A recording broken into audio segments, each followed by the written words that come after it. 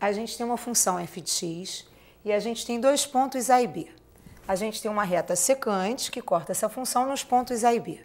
Se a gente quiser calcular o coeficiente angular dessa reta secante, se o x e o y estiverem na mesma escala, esse coeficiente angular vai ser a tangente do ângulo alfa.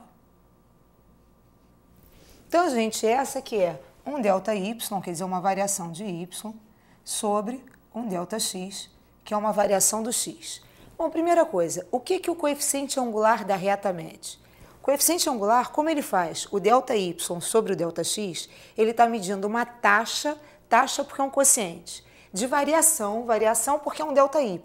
Então, é quanto o y variou do y do A até o y do B.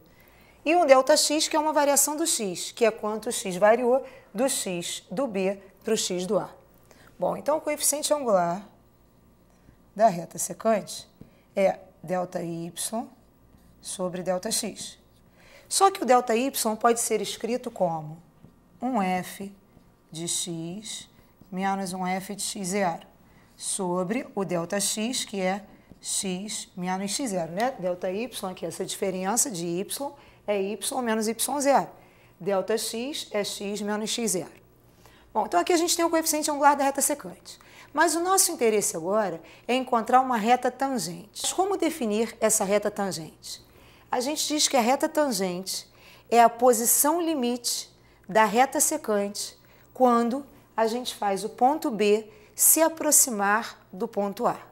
Só que se eu faço o ponto B me aproximar do ponto A, eu faço x tender ao x0. E, portanto, essa minha reta secante, à medida que B se aproxima de A, ela vai girando e tendendo a ser a tangente. Então, a gente vai ter o seguinte, o coeficiente angular da reta tangente, que eu estou chamando de MT, vai ser a posição limite da reta secante. Portanto, o limite para o qual tende o coeficiente angular da reta secante quando eu faço o ponto B tender para o ponto A. Só que fazer B tender para A é o mesmo que dizer que x tende para x0. Então, vai ficar limite, vamos substituir o valor de m de secante, que é f de x menos f de x0, sobre x menos x0, quando x tende para x0. Então, limite quando x tende a x0, de f de x menos f de x0 sobre x menos x0.